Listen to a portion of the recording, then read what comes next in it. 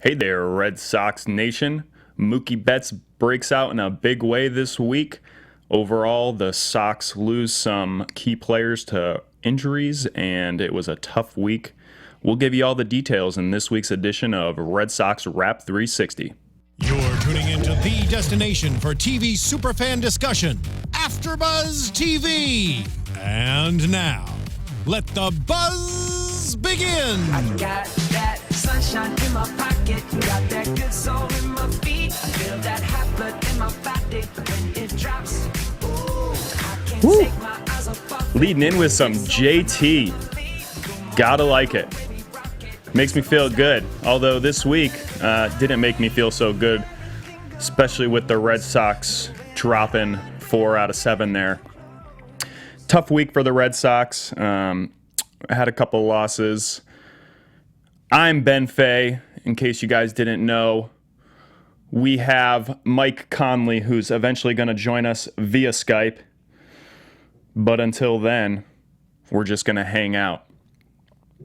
I can see him coming up on the screen now. Oh, here we go. This is exciting. Okay, so couple topics that we want to cover. But before we get into it, Mike, are you there? Can you hear us? Yeah, you got me? All right. Yes. This is our first Skype action. We got Mike Conley in the Beantown right now. That's right, God's country. I think he's hanging out in Harvard Yard. Coast to coast. Canton, Mass, actually, to be more accurate. Partying all day here for the graduation of one Erin Marie Martin. It's a celebratory day here in Canton, Mass, who calls its residents. Bill Burr, one of my favorites. You might have heard of Paul Revere as well. They're former Canton residents of some note. I don't think I can pull a third one out of my bum right now. But, it's not going to be like Mookie's home runs. But, what do you think about the Red Sox this week, Ben? They're incredible. The pitching, I know where you're going to go. You're going to go to Docktown, and I'm just saying it's a 162-game season, so there's going to be some ups and downs with the pitching, but please. So I actually led off the show, Mike, by saying that it was a tough week for the Sox. We did have some success. We won a couple games, lost a couple games, had a really big breakout by Mookie Betts, which you just mentioned. 5 home runs in 7 at-bats over 2 games. Wow. Ridiculous. Definitely did not see that coming. We knew that he was going to break out at some point, but, God, Mike, can you even believe that happened? So that puts him in the category, I believe, in Sox history with Yaz and Nomar as the only ones that did 5 in, I think, a 2-game stretch. And, we've been talking about this kid all year, and he was going to bust out. So is he on a hit streak right now? I'm not sure if he extended today. Wasn't he on like an 8-gamer or something? I don't get too excited about the hit streaks because I really think Bogey is eventually going to make a run at 56. That might be later in his career, with his ending this week. But I'll tell you what. Betts is the guy, we can never trade him. Wow. And even ask Mookie if he expected anything like that. He says he's never done anything like that in his career. So, wow. I think that because he's so humble. And that's why he's going to be beloved in Boston. It's like... he just, I don't know. I just asked a lot of questions in the dugout. This guy is like the perfect baseball player right now. He's incredible, and he's got the quickest hands in the business. He's like a Curtis Granderson, but young and can hit for average. It's like already. It was great. It was great. And now that we're looking at it, probably one of the best leadoff hitters in the league, if not the best leadoff hitter in the league. Right? Can we all agree on that? Why not? Where does that put him now that we're talking about the all-star roster? Because I think last week we started talking about it and saying, well, we're not really sure if Mookie is going to be on the all-star team this year, but, man, that's got to do a lot to change it real quick, huh? It didn't change it in my eyes. I know it was only a matter of time before this guy just... he's just ridiculous. Mm-hmm. And, the quickest hands in the business. It goes back to the bowling, Ben. I think we've talked about this before. Yeah. So if I got a young kid, and, I don't want him throwing curveballs, if he's a pitcher, make him a hitter and have him bowling. That's you know? right. I mean, wear the proper gear and stuff, whatever, protect the ligaments and, get your copper fits or whatever you got to do to stay healthy. But it's better than throwing them out there on the football field and having them get CTE, Oof, I heard some scary stuff today because, I go to the party for my niece's graduation, what have you. So I see cousins that I haven't seen to. So it's like you filter down because I'm not on the Facebook, as you know, Ben. And so because social media, not intolerant, ignorant. Thank you. And I just my buddy, my cousin, his son, his head injury from football. So it's ridiculous. So play baseball, kids. Stop by bowling, and then I guess move to a warm weather climate. And play baseball all the time, but if you can't do that, bowl in the winter. So I would give that. And I think that gives us a good segue into that's what I'm here for. Ben. Into Brock Holt. We've gotten some news about Brock Holt. He is suffering from his second known concussion, and he initially was diagnosed with a mild concussion. And I know this is something that's up for debate as to what is a mild or a severe concussion and how long that timetable is. He's been out for a little while now, and it seems like the staff is still unsure of what his return timetable is. So, I'd really like to have Brock Holt back, but I think that at this point they're not going to rush it and they're going to take their time. So I think that's probably the best for Brock Holt and also for the Red Sox. So we're pulling for you, Brockstar. Absolutely. I'm sure it probably comes as no surprise to the people who listen to the program, but I've had a few concussions myself. And, I just want to say that, you really should take your time with it. I think that's a great call by, the Red Sox brass. It's a long season. It's a game of attrition baseball. Nobody's breaking Cal Ripken's streak. Let's put it to rest. So it's about being healthy at the proper time. Absolutely. Bill Belichick will attain to that. Absolutely. You mentioned another thing, Xander Bogaerts. He had his hitting streak come to an end at 26 games. I mean, what a luxury it is to go from JBJ with leading the MLB in the hit streak, his ends, and then we go right to Xander, who's leading the MLB in the hit streak right behind him, and watch him ride out his hit game streak. This offense is crazy, crazy good, Mike. It really is. I can't remember a time when we've had guys like just hitting for game, hit game streak after hit game streak, all up and down the lineup. It's absurd. It is. And we can't get there all on our hitting, obviously. And like I say, it is a long season. So just as the pitching looks bad right now, they're going to have their good times. They've already had little glimpses of that so far this season. And we got to get Price just rolling, which he is ever since he talked to Petey. And then, not worry about that. But the hitting is going to have a downturn, and we just got to, stay the course. And, they almost got no hit today, into the eighth. Estrada's no joke, though. So that's a good transition. We, it was a tough game today. We had Estrada going into, I think it was the 7th or the 8th, before Chris Young hit a home run to break up the no-hitter. That was a really tough game, and I kind of pulled a positive out of this, and that was, the offense was really struggling throughout the game, really couldn't get anything going. But then right at the end of the game, they started to rally, and it was great to see some signs of life from the offense and really taking those opportunities when they come. The other thing was Hanley Ramirez finally came through with some big hits. He had that one that almost got over the head of Bautista, and he just barely caught it. But then he had that other hit that, he cranked it off the center field wall way over the head of the center fielder. It was really good to see because I know that Hanley's been struggling a little bit lately. So good to see him making some solid contact. Absolutely. And, you knew it was just a matter of time for him to get going. And, you almost want to, keep that sleeping giant sleeping with as well as everybody else in the lineup is doing, Because, like I say, there's going to be some hard times in a 162-game season, as warm as we feel right now with how prolific this offense is looking. And if you don't think it's prolific, just take a look at the AL's leaders, and it's littered with Red Sox. So, it's ridiculous right now, but, there's going to be some dark times. Mm-hmm. But remember, this is a post-04 world, so we have to be optimistic enough to think we're going to make a run at it, because I honestly do. And then this team hitting in a 7-game series, all we have to really do is have 3 starters with the way they space it around with, TV and whatnot. I mean, they got a shot. I love the knuckleballer. We'll get Price going right, and whoever's stepping up in that 3-hole. But Dombrowski's going to make a huge deal. And he's going to deal some guys I'm going to hate to see go. But one thing I did want to ask you, Ben, because you brought it up, Chris Young, what do you think about him being the everyday left fielder right now? Well, that's a good question. I think we do know that's all I ask, Ben.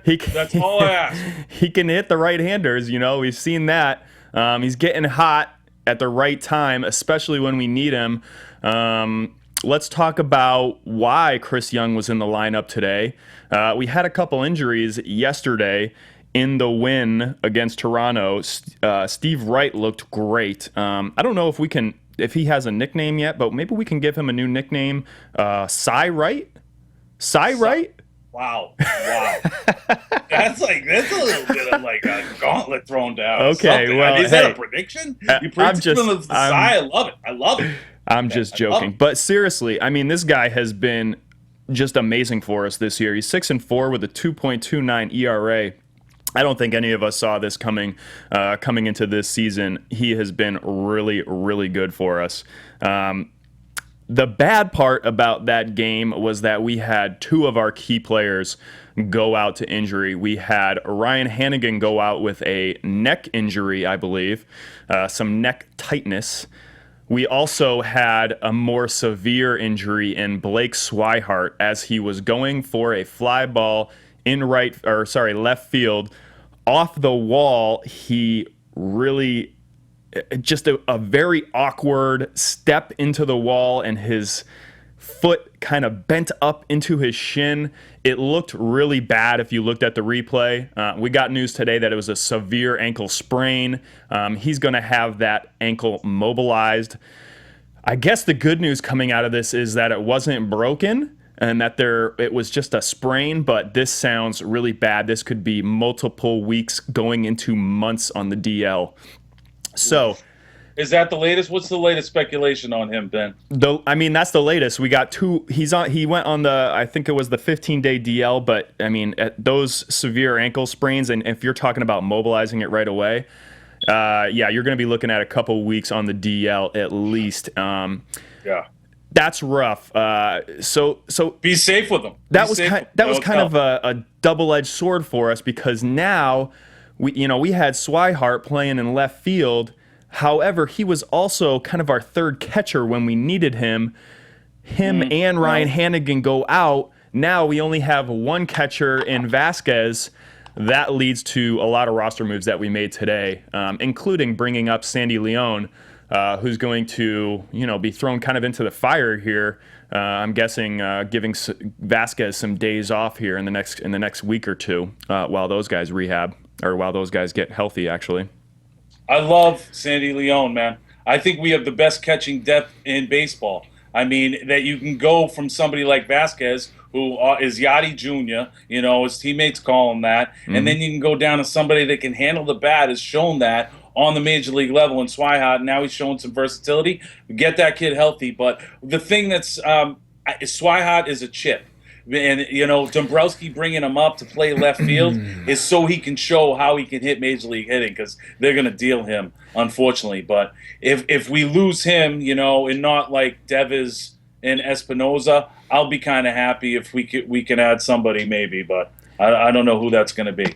But did you ask me a question and I just went on a tangent and just answered something else? I forget, but I was just going to say, that was the first wrinkle to this whole day on Saturday with the couple injuries and the roster shakeup. The other fallout is exactly what you mentioned, where we had some potential trades lined up. We had some pitching that we were talking about, maybe supplementing some outfielding. However, a lot of that I think was hinging on Swihart being one of those major trade chips, and seeing him go out with a high or a severe ankle sprain, that really put some question marks. We do have a little bit of a situation here coming up over the next couple weeks, especially when we're talking about trade talks for pitching. We do have a couple days off, so it sounds like the Red Sox are going to go with just a 4-man rotation, at least until June 18th, when we go to Seattle, and we're going to need a fifth. Is it in Seattle or is it in Boston? I'm not sure about that, but we're going to need a fifth starter during that series. Sounds like, there's not really a clear fifth starter. And Mike, I don't know what you've heard, but I haven't heard much about, our prospects, a guy fifth in the rotation, other than maybe bringing back up Buckholz or bringing Joe Kelly back into the mix. But I don't know. I'm not too sure about those guys.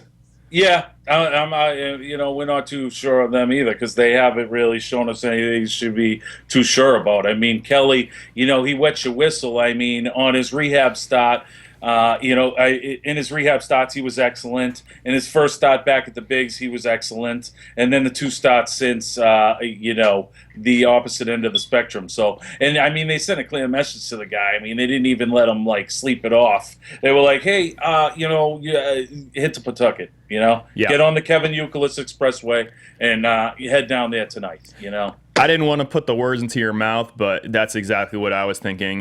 The Joe Kelly experiment seems to be over for now. I think he could still be. This guy's pitched out of the bullpen before. He's never shown durability as a starter or consistency. Mm-hmm. Our bullpen could definitely use a piece. I mean, that Carson Smith blow is a gigantic blow. Yeah. So it's like, we need somebody that's going to step up and fill that, because we have to monitor Koji and Tazawa. And Tazawa's, had a couple of rough outings lately because he's being overworked. Yep. Koji, he's kind of getting overworked too. Yep. So those guys are going to be better when they pitch around 50 innings a season, as opposed to the 65 to 70 we've been leaning them on the past few years. But I think Hembry, who's up today, I believe, he could be something. Heath Hembry has really shown us a lot this season. He's come in when we really needed him to. He's been optioned up and down a couple times, but every time he's been in the majors this year, he's really put on a good effort. I think he's going to be a guy that we lean on heavily down the stretch. The other thing is, Mike, we have a really tough schedule coming up here. We are going to the Giants, and then we have, and let me bring it up here. Let's see if the internet is working in the AfterBuzz studio today. Woo! Okay, well, we're downloading. Okay, Here we go. So we're coming up on a pretty rough stretch here. Like I said, we have a couple days off, so that's definitely going to help with the pitching rotation, only having 4 guys to go. However, we have a 2-game series at the Giants, and then we have a 3-game series at the Twins over the next week. That's not too bad, but then looking ahead, we have a 3-game series against the Orioles, a 3-gamer versus the Mariners, a 4-gamer versus the White Sox, a 3-gamer versus the Rangers. We were sweating it out this week, but it's going to be a rough stretch. So here's what I was getting at, not to sound the alarms, but oh boy, as we start to look forward to the trade talks, like I said, we're not going to need that 5th guy for another couple weeks. However, these next couple weeks are going to be really telling as to how the Red Sox are going to proceed with trade talks. If these pitchers can really hold up and show some solid starts, maybe we just look for an end of the rotation guy that kind of fills the gap. However, if some of these guys, kind of looking at Eduardo, Porcello, those guys that we thought were going to be really strong and they've been, a little bit struggles lately, if those guys don't turn it around, we could be in the market to shake it up big time. That's what I'm eyeing is June 18th. That's when we're looking for the 5th guy in the rotation. So that gives us a couple weeks to kind of play it out to see what happens. I don't anticipate that the Red Sox will make any drastic moves until then. But once that day comes, I think they're going to really take a hard look at that starting rotation and start trying to figure out how they're going to make this thing work. All right, well, when you talk about drastic moves, Ben, tell me that we're not going to do anything foolish like get rid of Erod just because, he gave up 3 bombs today. Well, I think the good news is that we didn't make any trades for James Shields. We saw him get shipped to the White Sox. So let's just wipe our brow with that. Oh, wow. Right, so that's one guy that we can kind of check off the list. But there's some other big AJ guys. Preller, stay tuned though. If you're willing to take Pablo and his contract, we're willing to take Shields and his. Right. So yeah, definitely some things to watch for as far as the trade talk's concerned, and definitely want to keep an eye on that roster, or sorry, the starting rotation. The other thing I wanted to mention, just a quick asterisk: JBJ. Killer. Unbelievable. AL Player of the Month. Gotta love it. He's got to be up there. I mean, I don't know if he'll get voted in, but he should be a selection. I mean, doing really good, and he had a good game today too. Had a couple hits, or had a hit there late in the game to keep the rally going. Rally. Oof. Yeah, and then also your man, Big Papi. Woo! Wow. Okay, so I was reading some articles about Big Papi. This guy is a beast, okay? So not only is he 40 years old and tearing things up as a 40-year-old, he is, one of the best offensive players in the league, period, okay? 40's the new 30, man.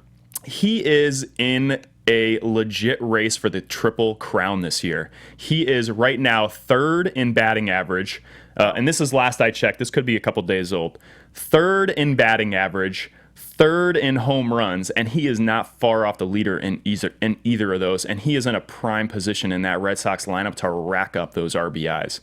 Oh, my God. Would that be just totally insane for David Ortiz, a 40-year-old, to win the Triple Crown in his retirement season and then just walk off into the sunset? Mike, yes. What do you think about that? I mean, does that surprise you? I mean, did you know how good of a season he was having, like in terms of his race for the triple? I mean, no, but I mean, he had such an incredible last year season at 39. I thought he could do close to that again, but this is incredible. Triple Crown, unreal. And then walk away. I mean, it's storybook.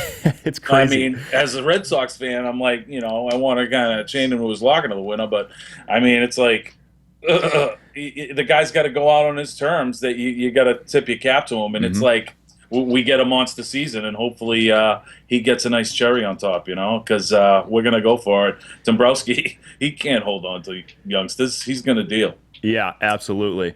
The other thing I wanted to mention, Mike, and this might actually maybe not come as a complete surprise to you, is that right now David Ortiz is on pace to get somewhere in the neighborhood of 73 doubles this year.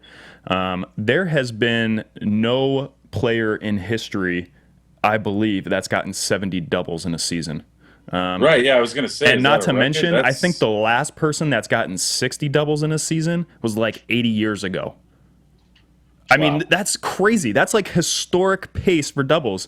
And granted, some of those probably should be triples if he wasn't, as of, maybe if he was a little quicker around the bases. But I'm just saying that is absurd. Like, that's absurd numbers. Seriously, you can just tell, how sick a season this guy is having if his Achilles heel this year is not legging out triples. Crazy. Crazy.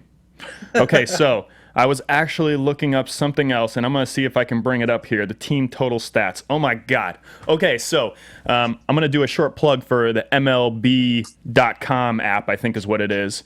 If you go to the website. If you go to the stats tab and you bring up the regular season team totals, you will see the Boston Red Sox listed in every single offensive category that we like. Okay. Average, Red Sox, 293. RBIs, Red Sox, 323. Runs, on-base percentage, slugging, OPS, hits, doubles. Wow. I mean, we're leading we're leading the major leagues in every single one of those categories. Our offense is crazy right now. And not only that, but we're 16 points ahead of the next team as far as a batting average lead. Like, yeah, I knew we had a big lead there. Man, that's incredible. It's crazy. 293. Sick. Crazy. Man, I haven't even looked at the pitching one. I don't even want to look. Well, I mean, it's like, he's going to make a deal and get a pitcher. It's just imagine how much we lose, Right. Go ahead. No, you go.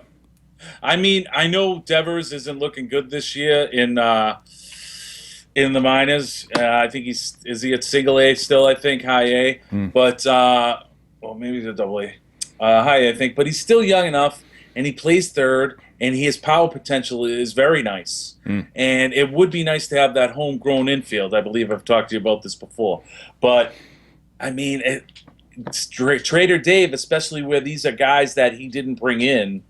You know, the farm system's going to be looted or pillaged. Yeah, it's going to be gone. So if we make that trade for Teheran, it's looking very likely that we're going to have to give up probably a couple of our high prospects and maybe even one of our major league players. I've heard Travis Shaw get thrown around, Swihart, Benintendi, Moncada.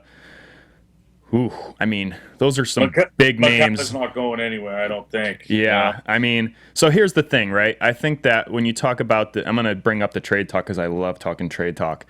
Absolutely. When we start looking at these potential trades, I think that it is going to be in the Red Sox best interest to not make any immediate trades. I think what they need to do is try to milk the market a little bit, right? I don't think that there's going to be a ton of other teams that are going to be able to meet the demands of some of these teams trying to shop these starting pitchers. I think that if the Red Sox play their cards right, that they can squeak out a deal later in the season, as long as they don't need those wins right away and they can kind of live off what we have for a little while, let those teams get a little bit desperate and then strike while it's hot. What do you think, Mike?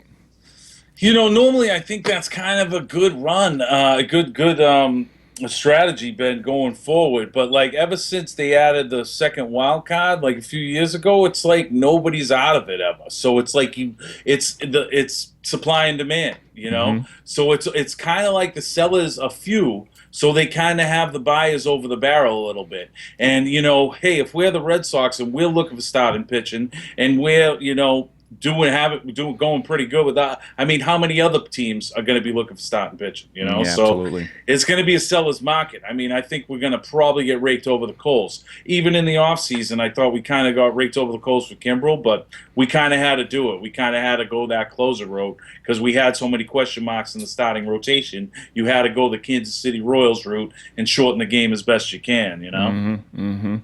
Yeah. Yep. Absolutely. Woohoo! So we also had a couple other roster moves. Rusney's coming back up. He's been up, right? And this is the thing, you know. And going back to, I meant to say this earlier when we were talking about Chris Young. It's like, you know, I like Chris Young. I mean, the guy is absolutely mashing lefties, and that's what we brought him in to do. But to all of a sudden think because this opportunity presents itself, he's going to all of a sudden start hitting righties, I don't know. I think you got to throw Rusney out there versus some righties and see what we got with that kid, you know? It's like, if he's going to be a trade chip, I mean, show him maybe he has a few hot games and he could be a trade chip. I don't know, you know? But let's see what we got. Right, yeah, and you know, he's not been lighting the world on fire in the minors this year. I think he's floating right around 240. Yeah, he is. So I think he's hitting 500 in the major league level, 2 for 4 until this recent call up. Yeah, that was this year though. I actually looked at his all-time MLB batting average, and it's floating right around 200. Yeah, well, so it wasn't Jackie Bradley's at one point. I mean, it's going to be a tough road to hoe for him until he can hit like a 91 mile an hour fastball. So, but you know, once he can do that, but yeah, I think that guy, who cares? You just can't force him because he's old. You know, put him down in the minors, and you know, maybe you can get 2 good years out of him at the end of that 7-year contract because he learns how to play. You know, I don't think he's far away. You know, he just needs some seasoning. Those guys that come from Cuba are raw. You know, right. You know, Puig, he's a guy that he needs some seasoning too. But when he first came up, he lit the world on fire. And so now they just kind of keep him in the mix, you know? But, I mean, he's also the closest thing I've seen to Bo Jackson since Bo Jackson. So, yep. So I would like him to remain in the majors so I can see him play. Another move, Mike, I'm not sure if you have any input on this. Ramirez got optioned back down to Pawtucket. You know what... You know what my nickname is for Noe Ramirez, right? What's that? no way we got a chance to win this one, Ramirez, because that's when he's in here. He's the white flag for the Red Sox this season for the little time he's been up. You talk about somebody who's up and down the Kevin Youkilis Expressway. Yeah. It's Noe Ramirez this year. Well, I think it's, those starters are kind of rounding out our bullpen now, so no real need for him, right? Yeah. Well, we'll see. I mean, and I didn't really answer you before, but I mean, I think someone's got to step up. It could be Kelly when we come up on June 18th or whatever that date is. We'll need that fifth starter again. If Kelly's showing some promise, in the minors again, then he maybe deserves a shot. If Buchholz shows some form out in the bullpen, and as a team player, and maybe gets maybe he deserves a shot. Mm-hmm. I mean, I know I'm a little bit of a Buchholz apologist, just because I like guys that have been with the team a long time, and I love guys that have been, but it's like you got to produce, kid. You got to produce. So, even if somebody like Henry Owens has a good run, or Brian Johnson, or Roenis Elias, give them a shot. I don't care. Make that fifth starter spot a tryout. Because nobody's going to step in there and throw 180 innings for you. Well, I mean, who do you think is going to be that fifth spot, Mike? I mean, look, we've already talked about Joe Kelly and Clay Buchholz, and I'm not really sure that either of those guys is going to be the fifth guy. We've had a couple other guys come up and down. Brian Johnson, we kind of test drove him, and I don't know if he's the guy. He hasn't looked good. Who else did we test drive? Henry Owens, he didn't look great. Right. But that's what I'm saying. It's wide open. All those guys are still in the mix. It's just and there can be a dark horse candidate if somebody comes in a less trade, or if somebody gets hot and lights his world on fire in Double-A. Yeah. But I really seriously think it's just wide open. I mean, I'm a little bit scared about third base. I guess Travis Shaw has cooled off a little bit, and now you're telling me he's in trade rumors. It's like that's going to be a pretty big hole over there. Is that just going to be filled by Brock Holt? Yeah, good question. I mean, maybe that's when your boy Rafael steps up a little bit. I'm not sure. Like I said, those trades I think are going to be a couple weeks, if not months out. Rafael needs some seasoning. He's hitting about 210. Oh, yeah. Ooh. Yeah. Ooh. Okay. Well, potential. It's a dangerous we'll pump thing. the brakes on him. But let's just not trade Jeff Bagwell for Larry Anderson because our bullpen's a little shaky. Right. Let's not pull the ripcord that bad. Yeah, totally agree.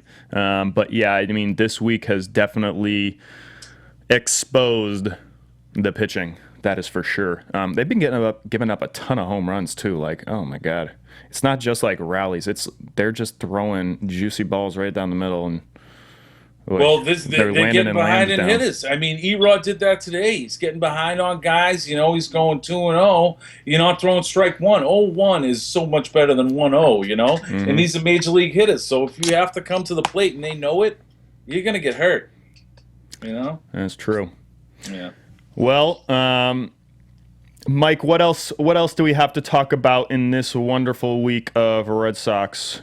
I mean, I think we were looking ahead, and I love that because we want to be forward thinkers. We want to be optimists in this post-04 world. Ben Fay, me, I'm like all optimistic now. I mean, Yep. I imagine if we were running this show back in 2003, it would have a different tone entirely. But I think we got to look back at this past week and really some missed opportunities that really went by the boards. I mean, winning those first two in Baltimore in a big series, if you can have a big series in June, I'm not going to get too excited. But then to drop it. In those two, in the kind of the fashion they did it was kind of sad. Yeah. And then, really Toronto was kind of, it was just a bummer series. Yeah. And they got to rise up. I mean, those are some, division foes that are certainly not dead. I mean, Baltimore's obviously still right on their heels and they're going neck and neck. And Toronto's, starting to hit, so.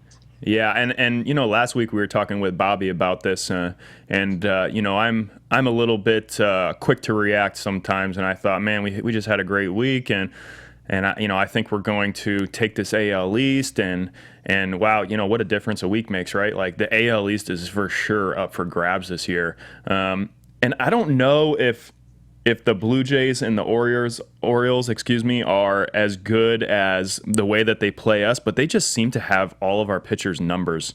It's really freaky, like how well they hit against our pitching. I don't know. I'm Well, still I mean, they got a optimistic, but terrific hitting lineup, Ben. You know, I think early in the season when we were looking like breaking down the AL East, that's really one of the things we pointed to, that maybe their pitching wouldn't hold up, but their hitting certainly was scary and would be there.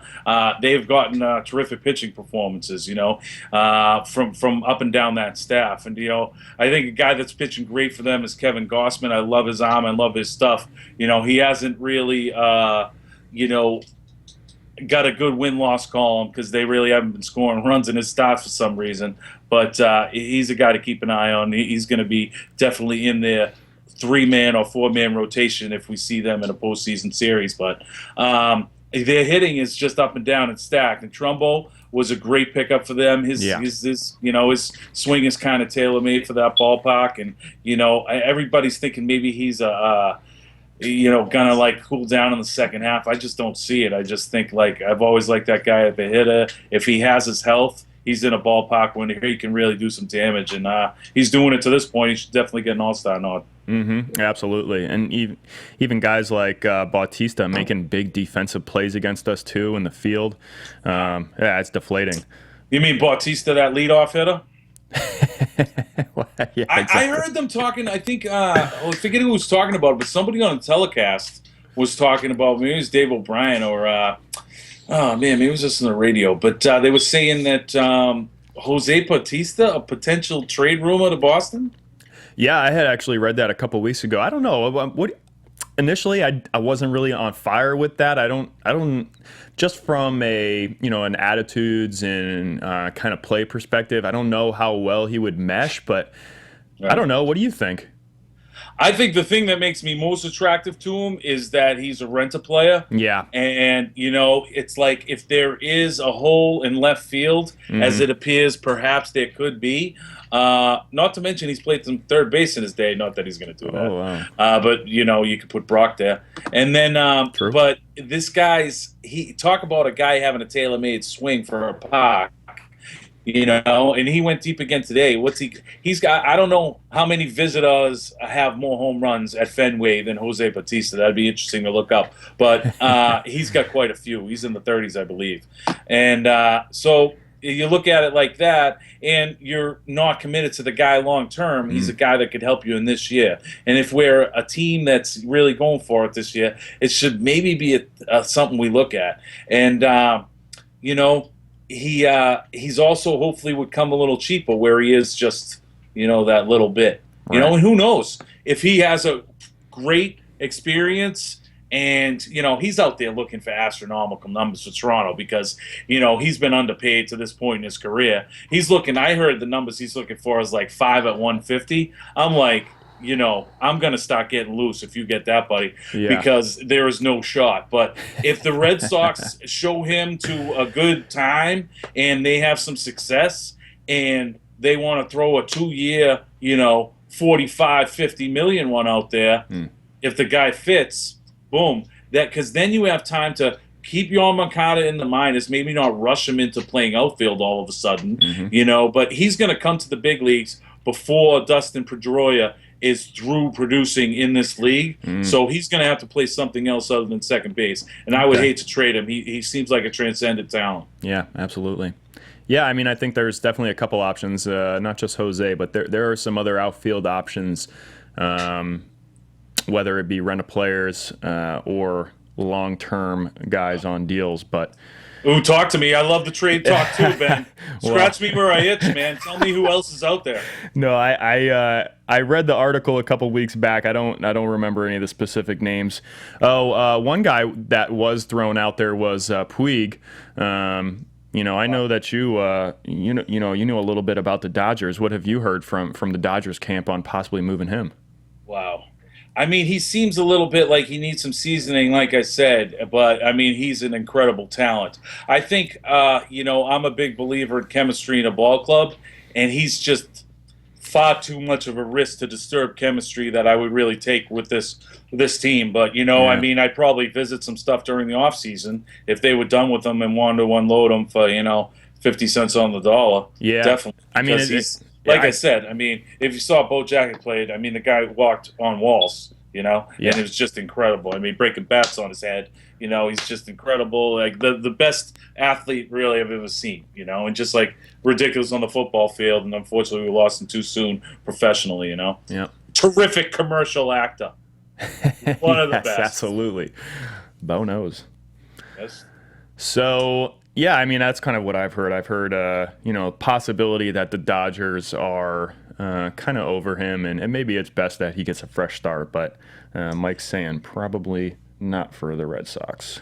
Well, I mean, he does stuff like when it's a ball in the gap and the center fielder calls him off, as he should, he goes and catches it anyway. He does stuff like that, and it's like, all right.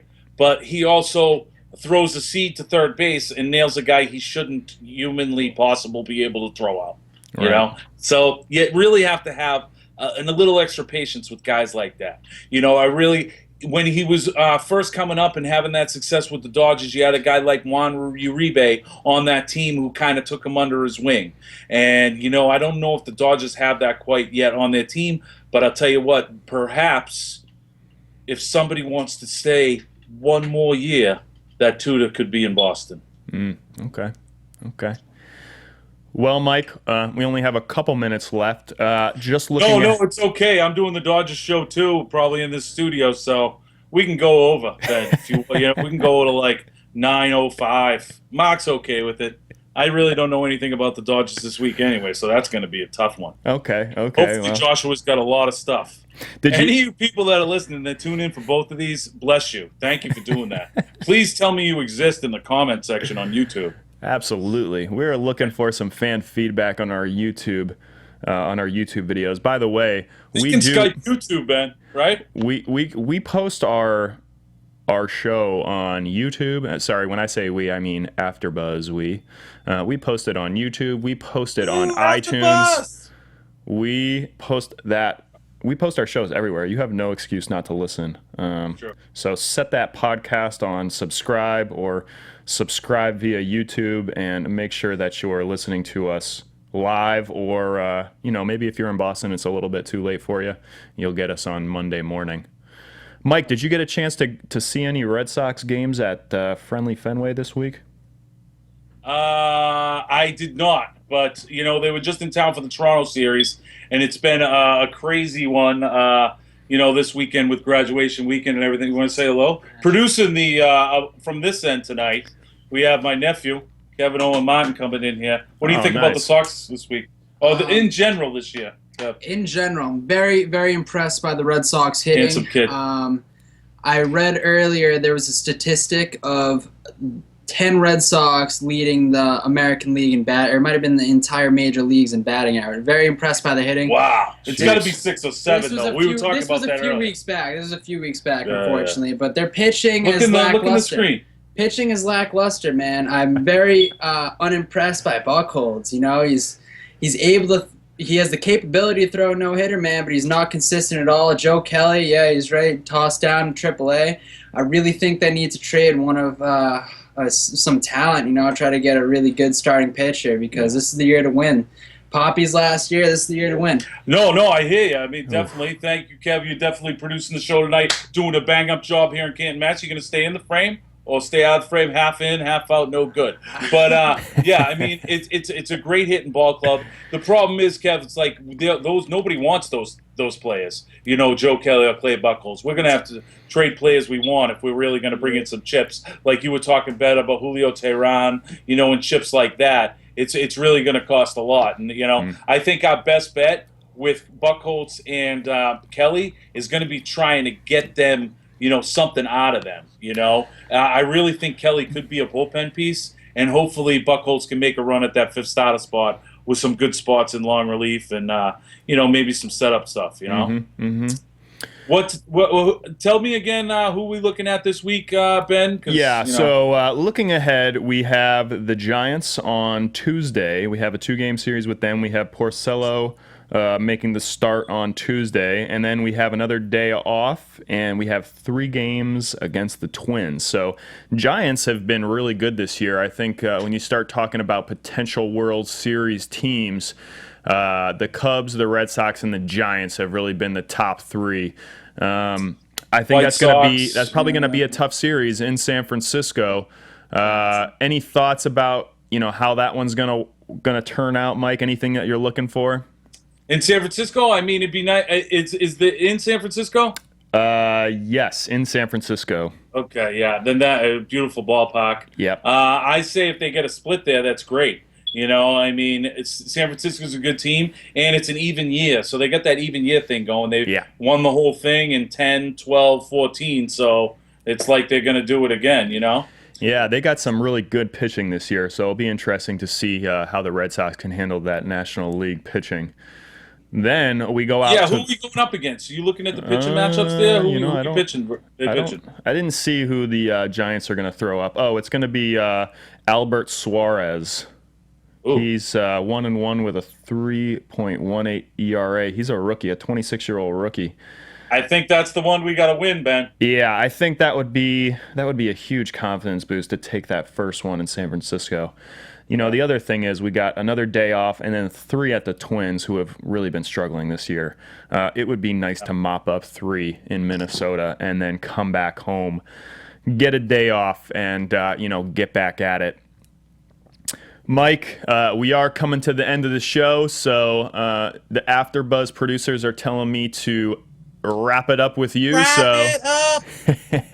Mike, are you going to be? Are we going to be seeing you on the Skype for a couple weeks here? When are you going to be back in the friendly AfterBuzz TV studio? I think we're going to have to because, I thought Bobby D was going to be covering me, but, he's got bigger and better fish to fry, covering up and down the Pacific League or the California League up north. But, I'm going to be probably coming at you next week. I mean, it's going to probably be a similar effort as I have some parties to go to in the graduation and reunion season. But, somebody will be here talking Red Sox baseball because Red Sox Nation is that strong that we have a podcast in North Hollywood, California. Right, Kev? What? That's it. Woo! So, Ben, I mean, you'll be back next week, right? And, Kev will be hopefully back, and we'll have someone talking Red Sox baseball here, no doubt, next week. That is a fact. All right. Well, thanks, Mike, for Skyping in, and we'll check in with you again next week. And I don't think I've ever closed out the Red Sox Wrap 360 podcast here, but again, this is Ben Fay. You can reach out to me on Twitter at BennyFrickinJam, spelled just how it sounds. I don't know if you can sound it out. Benny Frickin' Jam. And you can reach out to me, give me some feedback, tell me how I did today, tell us how the Skype experience was on the Red Sox Wrap 360, and we'll catch you again next week. See you later, Red Sox Nation. From executive producers Maria Menounos, Kevin Undergaro, Phil Svitek, and the entire AfterBuzz TV staff, we would like to thank you for listening to the AfterBuzz TV network. To watch or listen to other after shows and post comments or questions, be sure to visit AfterBuzzTV.com. I'm Sir Richard Wentworth, and this has been a presentation of AfterBuzz TV. Buzz you later. The views expressed herein are those of the hosts only and do not necessarily reflect the views of AfterBuzz TV or its owners or principals.